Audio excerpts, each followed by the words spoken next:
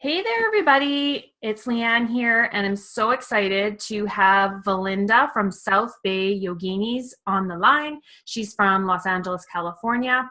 And today we're going to be chatting about how we can bring the practical daily practices of Kundalini and energy work into our daily lives to manage stress and heal our adrenal system if you're someone who has burned out, or just for daily management, as well as learning how to turn on that relaxation response, which is really critical. I know for me, on my journey through burnout and adrenal fatigue, my spiritual practices have been very, very fundamental and foundational and super, super important. So that's what we're going to be talking about today, how you can start applying some of this stuff into your own life. However, taking pieces from whatever it is that we're talking about and implementing them into your life. So welcome, Valinda. Thanks, Leanne, for having me. Hi, guys. It's Valinda. I'm the owner of SouthBayYoginis.com, and I've been teaching Kundalini yoga and meditation in the South Bay of Los Angeles for 17 years now, and it's really my passion to help women. So thank you so much for having me on your show, to help women learn how to bring, I call them yoga hacks, into your daily life. Because I don't know about for you, Leanne, but when I became a mom, it became almost impossible for me to get to a yoga and meditation class on a regular basis. Yeah, totally. And I think that is something that women struggle with when they have little kids. My kids are older now, but when they were younger, there was no way. Right. So I love to teach, 1 to 3 minute things. I think really there's all this information out there about how we need to practice yoga and meditation. The scientists are jumping on board now. Doctors are jumping on board about how important it is to have yoga and meditation in our life. And then we have this gap, I think, again, especially as moms. I don't want to say just moms, but I really specialize in working with women, is that, oh, great. Well, now I've got to add something else to my life. So it actually becomes another stressor. Oh, great. Now I have to do cardio. I have to eat healthy. And now I have to add a yoga meditation practice. And I don't know about you, Leanne, but that makes me want to just go, forget it, and just throw my hands up. Totally. I remember feeling that way. There was a time when I was trying to really bring in all these holistic practices in, and I was literally like, oh my gosh, by the time I tick off all of these things, I've got like my whole day's full, right? I remember feeling just frustrated. Like, now you're telling me I got to meditate to be healthy. So I'm really excited to hear about what we can be doing if we feel like we're short on time, what we can do just to bring that into our daily life. Absolutely. And these are tools and techniques that I've been really incorporating into my life for 23 years now. I actually started with Hatha Yoga in Santa Barbara, California in 1994. And then I got my master's at UCLA in dance movement therapy. So I worked as a therapist for many years as well, with girls with eating disorders, girls in gangs. So if you don't know what dance movement therapy is, it's the psychological use of movement to help people live more in their bodies, be more present. And we call it authentic movement, when you start to move from your authentic self.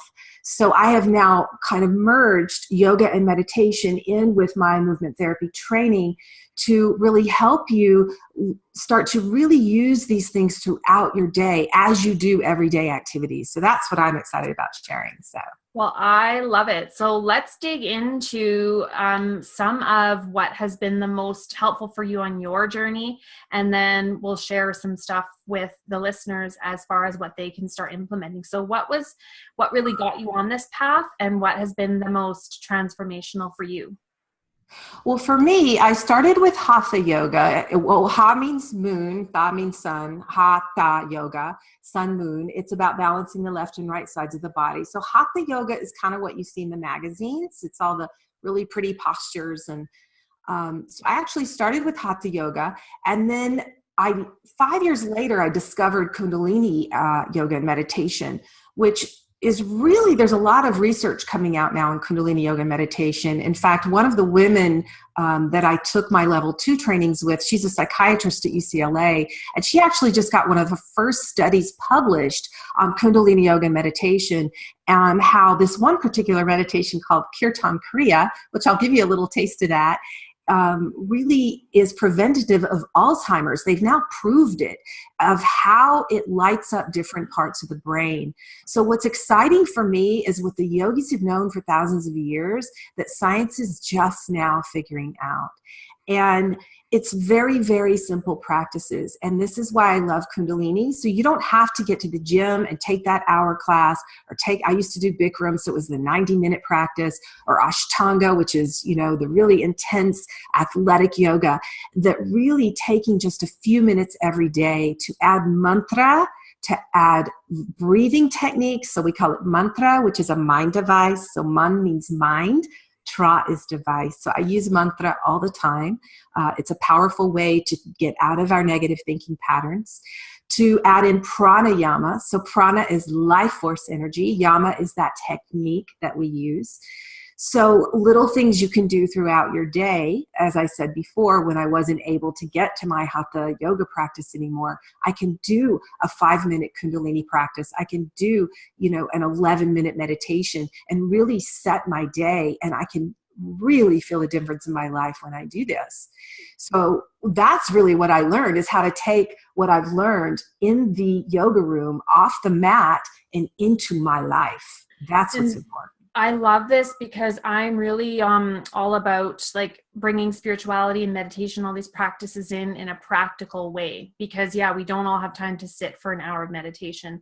And to be quite honest, the way that my mind works, and I know obviously the whole thing with meditation, you can't turn your mind off and all of this stuff, but I have a really hard time, even with all the practice that I've done, sitting for more than maybe 5 or 10 minutes with my eyes closed, just sitting. I have a really hard time with that. And I think there's just some people that have a harder time with that. And so for me, I do that, but I keep it in smaller chunks. Sometimes I'm in a space where I can sit longer if I need it. But I also find other ways to tap in a different way, like through journaling or being out in nature. So I think that there's just so many different ways we can utilize the same benefits, just doing things differently. Yes, I absolutely agree with that. And one of the things I do, and this is the first thing in the morning, so this is my first tip I'm going to give you, it's running energy. I also went to clear sight clairvoyance school, so I learned how to move energy through my body. And the cool thing is that really everything I've done in my life, dance movement therapy, working with Kundalini yoga meditation, hatha yoga, all of this, even gymnastics and dance, which was my early background, it all comes together in these little techniques that I've learned.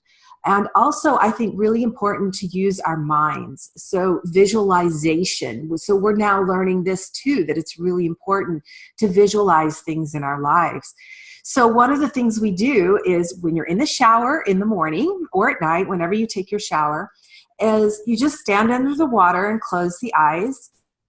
And we actually have chakras, so energy centers all over our bodies. We don't just have 7 main chakras and the 8th chakra, which is the aura. We talk about that a lot in Kundalini. We actually have chakras all over our bodies. So when you're in the shower, you just imagine like a camera lens, the old school camera lens on the bottom of your feet, and you just kind of open them a little bit. You imagine them opening, and just imagine 15% green energy coming up your legs. So this is a grounding technique to use. So this sets you for your day. It literally takes 2 minutes. So we call it grounding and running energy. So you imagine the lens in the bottom of your feet opening. Really, you use your intuition. So that's another thing I love about these practices is you are the boss. You are listening to what you know. So Yogi Bhajan tells us, that's our teacher in Kundalini. He came here in 1969. He passed in 2004. But he brought us all these Kundalini yoga and meditation teachings. He said women are 16 more times intuitive than men, and we just have to learn how to tap into that. So we have a knowing within us. So when you start to add these little tiny practices every day, you start to trust that knowing. So when you get in the shower, you close your eyes and you see the lens on the bottom of your feet. And you just ask yourself, well, let me open that lens a little bit. And you decide how much you're going to open it. So you could open it really wide or maybe just a little bit if you're feeling a little bit fragile for the day. And then you just imagine green energy from the earth coming up your legs and into your pelvic area. So that green energy is going to move energy through your legs. It gets you settled into your body. The other cool thing about Kundalini yoga is we're not trying to transcend the human form. We're trying to become more human. So I think when I first got on the yoga path, I was thinking, oh, I'm going to go live in the Himalaya caves. I'm going to move to an ashram in India. I went to an ashram in India and I made it for 3 days. Yeah, that'd be about my duration. So I had this idea of, oh, I'm going to, leave all my earthly possessions and I'm going to go be one with God. And it didn't last very long. But what's cool about the Kundalini yogis is they say, oh no, we want to become more human. We want to embody this human form because we are here to learn so many lessons. The angels cry to be human. Why? Because we have so much opportunity for growth in a human life. We have just so much opportunity for growth. So the Kundalini yogis say, no, let's go deeper into this human experience. So Yogi Bhajan says to be Hu means light and Man is mind. To be of light mind, to be fully human, to be fully present. Because I don't know about you, Leanne, but I did study law of attraction for a little while and I studied a lot of, really uplifting practices. And I felt like when I first got on the spiritual path, I was 22 years old. I'm 50 now. And I've really kind of come full circle because I was trying to not be human. I was trying to be one with God, to be happy all the time, to be joyful, to be peaceful all the time. Yeah. Yeah. And I love the law of attraction teachings. I listen to Abraham every now and then. Like, I feel like I just need it, but there is a component to that. I feel like you said, I remember I got to this place where I just was convinced I was doing it all wrong. And because I was not completely happy all the time, I was afraid to speak out about negative emotion I was feeling or any negativity that was within me, because I felt like I was just going to bring more of that to me. And that's what they teach you. And I think there's kind of a side to that can be, like you said, dehumanizing, like allowing. It's good to align with those energies to move yourself through it so you don't stay in that, I believe. But there is how do we really apply that if we believe that we have to always be, feeling upbeat and positive all the time? There's a dark side to that. I agree. When we deny the shadow gets bigger. Yeah. So the psychological component in that, so I'm super grateful for my psychological training, which I know you have as well, is that we allow the emotion to move through us. So what is emotion? We know this. It's energy in motion. Yeah. So we allow it to move through us. And I tell a story about my daughter. I went to pick her up. I think she was in first grade, maybe kindergarten, and her play date had canceled for the day. I didn't think anything about it. I went to pick her up from school. We were supposed to go to her friend's house. And I said, oh, Valinda, your play date canceled. Sorry. And she literally started sobbing and fell to the ground. And I thank God for my yoga training because I love to hold space for my daughter. And I went right down with her and I just started validating her. Oh my God, this is really hard for you, huh? This is really painful. Wow, I really see you are crying a lot right now. This is really hurtful, huh? And literally, Leanne, in 1 minute, she was done. I absolutely love that. And she got up, she brushed herself off and she's like, come on, mommy, let's go. And it moves through so much faster when we can just allow it all in. And I am so grateful that I have very similar philosophy with my kids. I don't tell them not to feel certain things or to stop crying or, I'm not perfect. There's times when I've been like, okay, enough is enough. But I do allow that in and allow them to have their experience of it and make room for all feelings and emotions. Because to us, like you said, a play date would be just like, oh my goodness, it's no big deal, get over it. But to them, that's like us having a vacation plan and all of a sudden it got changed or canceled. We'd be, right? Exactly. And really allowing them to have their experience. So for me, that was a lesson because I thought, wow, if I could allow myself to feel my grief, to feel my anger, to feel my sadness, to feel my disappointment, and just allow it to move through me, then I could pick up myself and move on. But I think I spent years not allowing myself to do that because I was trying to be positive or trying to be the perfect yoga teacher or, oh, it's all good. Everything's great. It's all bliss. It's all God. And you know what? It doesn't work for me anymore. No, and I've had a very similar experience. I love that you're saying this, because that was really where the healing began for me, was when I just started to allow whatever was there in. Absolutely. And it moves. Allow. Yeah, it moves. It doesn't stay stuck. But whatever we're trying to I always say we slap a positive affirmation on, emotional stuff that needs to move. It's not gonna, it's like a Band-Aid in a sense, right? Yes, I agree. I agree. So back to moving energy. So energy in motion, we need to allow that energy to move. So when you're in the shower in the morning, you open the lenses of your feet, you imagine. So we use our imagination a lot in Kundalini yoga and meditation. So you visualize green energy from the earth coming up your legs. And this really grounds you in your body, in your human form. You feel that green energy moving up your legs and into your pelvic floor area. And then to imagine from the perineum, so space between anus and sex organs, this is your root chakra, this is Muladhara. So you imagine like a ball, that red ball, red in color, right? That grounding energy. You imagine a chain with an anchor or a cat's tail connecting you to the center of the earth. And you literally hook it on the center of the earth. Send some golden light down it. So this is all in your imagination, literally in your 2-minute shower, 2 minutes in your shower. Then as you're moving that green energy and that grounding cord, you imagine 85% gold light coming down through your crown chakra, your entire body, and mixing with that green energy at the root, spin it up your spine and all around you. And it becomes green and gold energy. And you just call in your higher self. So I call in my higher self. And you can give her a name. I'm Queen V, my higher self. I try to let her run my life as much as possible. So I call her in, Queen V, Queen V, Queen V, 3 times, and just see her or it or him or whatever it is above your head. So like a big angel, the wings surrounding you in light. And that's it. And then I close up the chakras in my feet and I let the energy dissipate. And then, I get out of the shower. So I've run my energy for the day.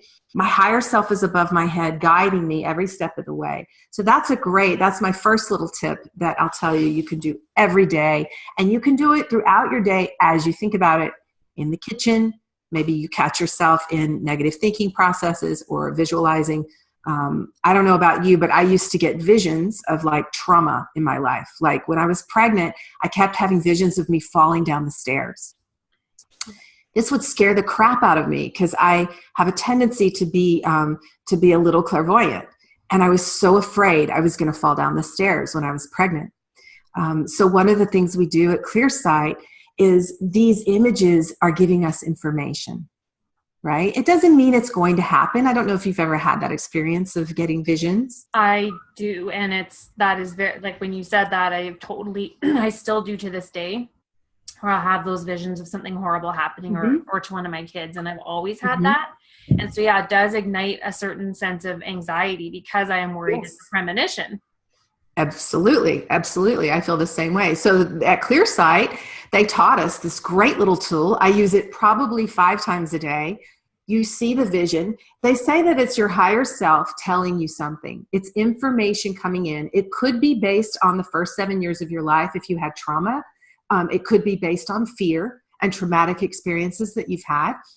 So all you do, and this is so powerful, because the base of the skull is where they do cranial sacral work, This is a very important area. We call it's the dura mater, which is this dural torque. It's this place in the brain. And in clairvoyant school, they tell you this is where we hold trauma. So a lot of us have trauma as women. And just getting a massage back there, like you can feel how tender it is sometimes. And it can be more tender at certain times of the day. So in Kundalini yoga, we bring our hands into Venus lock. We press into the base of the skull. Pull the elbows back so you're accessing the meridians across the heart. Inhale as you twist left, exhale as you twist right. And you just press the tongue at the roof of the mouth. Let the eyes gaze up. And do this for a minute. And you just really press into the base of the skull and visualize light coming out that third eye point. So that's your 6th chakra. So just for about a minute, then inhale, pull the elbows back, hold the breath, squeeze pelvic floor up. So again, we're accessing that root lock, pulling the navel in, opening the heart, Visualize all your cells smiling, light all around you, and exhale, relax. Very, very simple. If you don't have a minute, do it for 15 seconds. Right. And that will help clear the energy. You can also bring your fingertips to the base of the skull. So when I'm driving and I get visions and I can't do that, I bring my hands to the base of the skull. You pull the image out, drain it of its color, fill it with gold, and then put it back in the base of the skull. Okay. So why do you think we put it back? That was hard for me when I was first learning these techniques. Well, I'm thinking that because the energy, once it's moved and cleared, needs to come back. Well, what the clear sight people would say is that you're having these images for a reason. It's information coming from somewhere. Women are 16 times more intuitive. We have to listen to that. Yeah. So what we're saying to universe, God, spirit, Father, sky, Mother Earth, whatever that is to you or your higher self, is we're saying, oh, okay, I see this image. But when you drain it of its color, you're letting go of the reality of the image. You're filling it with gold, which is the highest light, according to this lineage. And then you put it back in. So you're saying, I'll take the lesson I understand without the experience. Right. So you're basically just not giving it meaning then. Right. So you're saying to your higher self, I don't need the experience of this. I see it for what it is, but I don't need the experience of it. So this could be something that would work for someone who experiences anxiety and the anxious mind and, you know, and things like OCD. Like OCD tends to be, you know, if we're going to call it something, I don't like to use labels, but people identify with this, right? Having those fixated thoughts or fixated thinking patterns or these repetitive worries. You're saying that a practice like this could be something that just shifts that energy? Absolutely, because you're instead of trying to deny it and push it away and hide from it and run from it. I'm a movement therapist, so Good thing this is going on YouTube as a video. Cool. So we're acknowledging, we're saying, we're standing tall in that. We're standing strong in that. And say, yes, I see it for what it is. Drain it, fill it with gold, and I got the experience. Or again, just moving the energy of it is perfectly fine if you're in a place where you can do that. So and I love that you say that about, like, instead of forcing it away or trying to get rid of something is what we tend to do, right? Yes. I'm thinking negative, let's get rid of it. I'm feeling badly, let's just get rid of it. It's all good, right? But that doesn't really get rid of it. Right. So this is a way to really acknowledge it and allow it to move out and through. Because again, emotion, energy in motion, we want it to move. So those are really two really powerful techniques that you can use. So running energy, 15% green coming up through your legs, down the grounding cord, send some golden light down it, 85% soft gold, run it up, higher self above your head, you know, setting your day up with your higher self there, guiding you every step of the way. If you do have a tendency to get anxiety, visions, you know, negative thinking processes, 1 minute of this or pulling it out, draining it, fill it with gold, store it, let it go. I love it. Yeah. So those are two like things I do every day in my daily life that I really wanted to share with you guys. And also to have a little Kundalini practice is great because we have to deactivate the sympathetic nervous system to activate the parasympathetic nervous system, right? So one of the things Kundalini yoga and meditation gives us is it's a technology. It's really a technology. It works on the physical body where we are having this human experience and allows us to move this energy, to move the prana, which is the life force energy. So we're bringing tons of oxygen into the bloodstream. We're actually changing the neural pathways of the brain because we chant. You have 84 meridians at the roof of your mouth. And as we flick the tongue at the roof of that mouth, we're working pituitary, so master gland in charge of the hormones. We're working hypothalamus and pineal gland. Okay. So are you speaking of just, from what I know about anything to do with the tongue and the roof of the mouth, is it just that you place it there or are you having to do certain movements? Right. So there's one technique I'm going to give you to calm your nervous system really quick. I'm so glad you asked because all you do is you take the tongue, you close the mouth, and you wrung the tongue all over the cheeks and the roof of the mouth. You could press the tongue at the roof of the mouth. And that's it. Do it for a minute. So this one, if you're driving, you can do it so your eyes don't have to be closed. So your kids are in the back seat, they're screaming, you feel yourself, right? We know that one. And then as moms, and you just start 1 minute, you're going to feel totally different. So that's not the same as the roof of the mouth, or is that what you mean by that? It's part of it. It's part of it. But when we do specific chanting, which I'll teach you the chant we use every day in Kundalini yoga and meditation, I'll teach you that, where you're actually flicking the tongue at the roof of the mouth. But this is just a simple technique that you can use, because one of the things I want to make sure your audience gets today, I want them to take home a toolkit, with, okay, Valinda, I don't have time to go to a yoga class. I don't even have time to do a 15-minute practice. I need stuff that's going to help me. So you can do this while you're cooking, Yeah. And so that, just to clarify, that is what activates the sympathetic nervous system? Parasympathetic nervous system. Okay. So that, because I always get those confused. That's your relaxation response. The relaxation response. And you're pressing your tongue as hard as you can. And it's just the nerves inside the mouth. I mean, this is the stuff the Kundalini yogis knew. And they gave us all these amazing tools that really, really help us. That's really interesting, because as you're aware of, and what the listeners are aware of who are, part of my audience in this podcast, is that one of the areas that I do specialize in is stress, and the condition that results from stress is adrenal fatigue and burnout. And so it's really important. I remember in the very beginning of trying to heal this, you hear about you need to manage your stress. Okay, that sounds wonderful, but what does that really even mean? And exactly. So I look at it as, it's not just going for a massage once a week. It's these little practices that turn on that relaxation response. If I use a simpler language, because I always get those other ones confused, but yes. I always say we need to find ways during the day to turn that relaxation response on. And, to be able to have that body awareness, like you were speaking of, like coming into our body and knowing when we're stressed out, when that relaxation response is turned on, and then having tools to bring that down. So that's great. Yes, I totally agree, because as a busy mom, running around teaching classes all day long and, picking up my daughter, taking her to school, and I only have one daughter. And I know that how I can get so triggered when I have a list of things to do and my daughter's like, mommy, mommy, mommy, mommy, mommy. So I'm really concerned about how I live my life, how she watches me deal with stress. Yeah. That's what I'm concerned with, is how I can help her in her daily life by using my life as an example. So that's what I'm concerned with. I love that. And they are watching us, right? They're watching how we deal with the stuff that comes our way.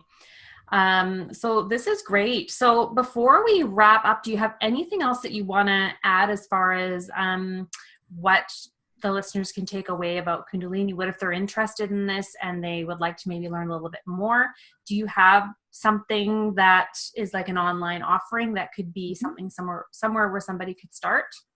Yes, I have a Udemy course, and I'll give your ladies a 10% coupon. It's on my website, southbayyoginis.com, under online courses. It's a $45 course, so for you guys it'll be $45, and it's actually 5 yoga classes to heal stress and anxiety, and I kept them around 30 minutes each. So if you can carve out 30 minutes to start to add these practices in your life and try them out, I highly, highly recommend it. So it's Kundalini Yoga for stress and anxiety. And I use my spiritual name, which is Vidyam Kaur, but it is on my website, South Bay Yoginis, and I'll make sure to give you those links. But yeah, I can give you guys, I want to give you one little sample of a posture, because I know I'm a yoga teacher and I need to teach you guys posture. But this is the most common one we do in Kundalini, is you bring your hands to your shins or your knees. You inhale, push your spine forward, and you exhale, round your spine. So we do press the tongue at the roof of the mouth, so accessing the 84 meridians at the roof of the mouth. Eyes gaze up, so the tongue is the mudra, the eyes is the drishti, and then we add the breath. And then we add the mantra Sat Nam, which means truth is my name. So you get to learn a little Gurmukhi, a little Sanskrit in yoga, which is great because it really activates, as we know, the neurotransmitters in the brain to learn other language. It makes us smarter. So inhale Sat, exhale Nam. It means truth is my name.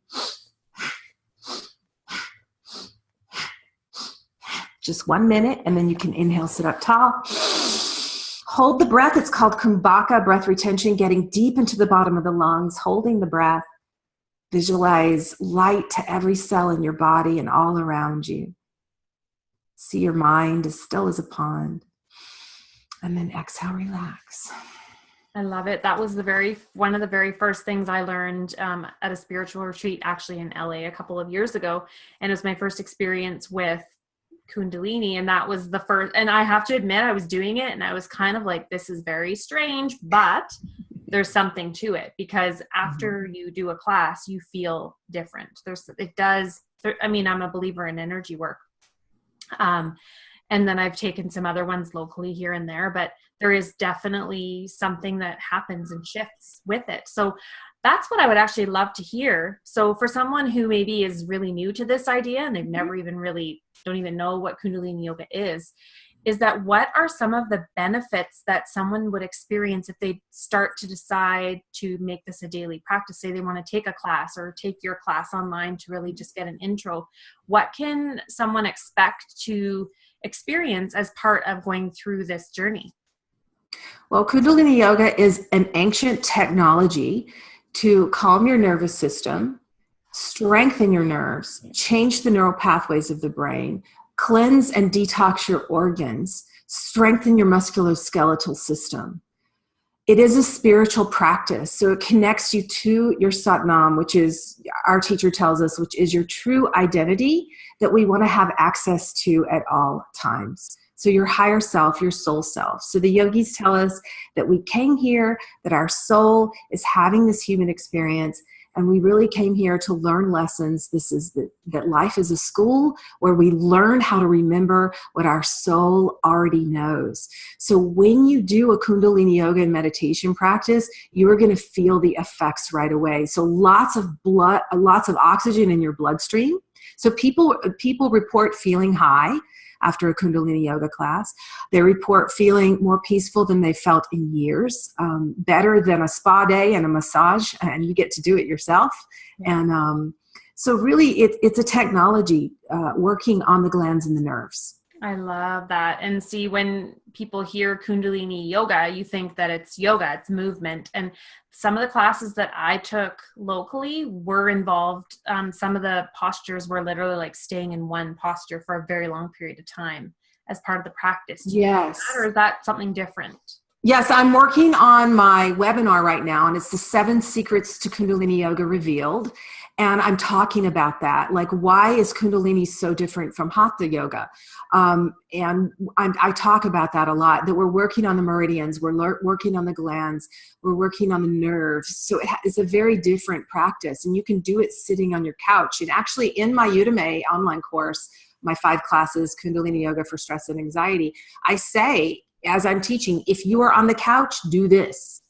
So you don't even have to sit on the floor, because people go, oh, well, I can't do that. I can't sit on the floor, or I can't get my leg behind my head. We're not doing any of that in Kundalini.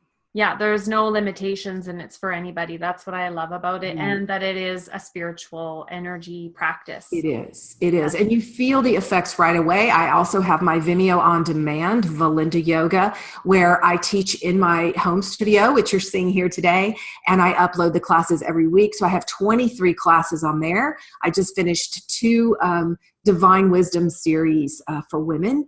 And those are available for $14.99 a class. And you can kind of just scroll through and see, oh, what do I feel like today? So there's like Kundalini yoga for stress and anxiety. There's Kundalini yoga for intuition. There's meditation for accessing the source of strength within myself. So you can really scroll through and see what you need. And I also have a couple of free classes that I would love to give your audience on my website, a couple of freebies. That is awesome. I'll definitely put the link to your website in the show notes. Great. Yeah. And so before we wrap up, because this podcast and show is all about health from the inside out, what is one Thrive tip you can give the listeners as far as what they can start doing to really implement some of this into their life right now?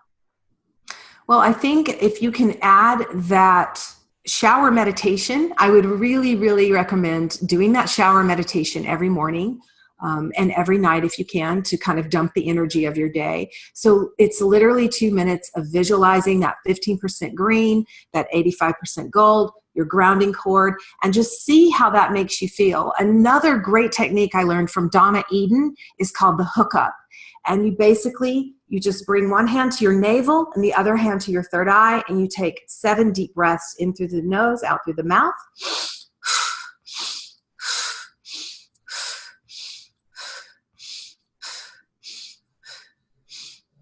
So that is really helpful for me. I do that one every day. Inhale, hold the breath, press. So you're connecting your knowing, which is your 3rd chakra, to your 6th chakra, which is your ajna, your 3rd eye point.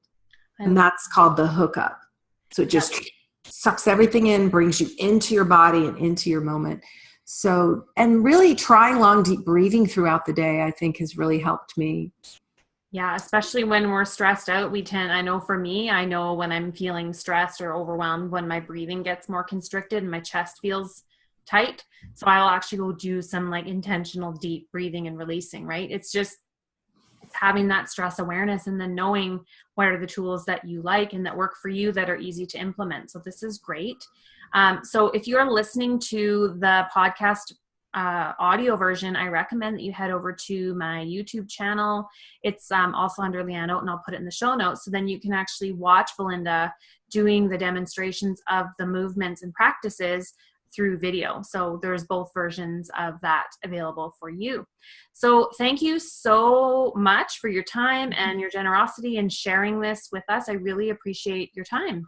Thank you, Leanne. Satnam. Thank you.